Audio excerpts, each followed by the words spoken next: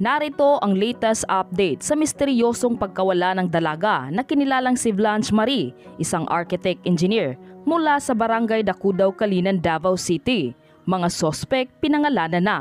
Narito ang buong detalye. Ngunit bago tayo magpatuloy, huwag kalimutang i-like, share, subscribe, and click the notification bell for more updates and for more upcoming videos. Maraming salamat! Tinukoy na ng mga pulisya ang umano'y mga sospek sa likod ng nakakalungkot na sinapit ng dalaga na si Blanche Marie noong May 16 taong kasulukuyan.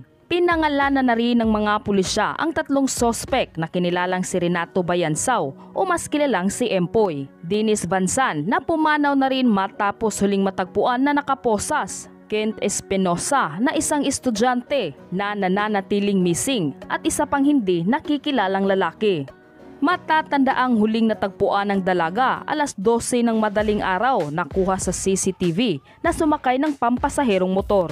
Samantala, lumutang na rin ang ilang witness na nagpapatunay na sangkot nga ang ilang kalalakihan sa nangyari sa dalaga dahil pasahero rin umano sila noong gabing sumakay ng pampasaherong motor si Blanche Marie. Iginiit naman ng isang nanay ng sospek na noong panahong nangyari ang pagkawala ng dalaga ay nasa bahay lang umano ang kanyang anak dahil maaga di umano itong natulog ng gabing iyon.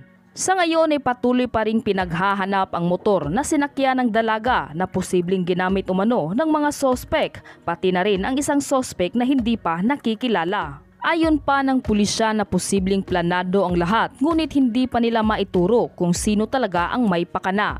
Samantala, dahil sa kontrobersyal na sinapit ng dalaga ay nagkaroon umano ng tiyempo ang mga tirador at ito nga ang mapait na sinapit ng ilang sospek sa biglaang pagpanaw at pagkawala ng ilan.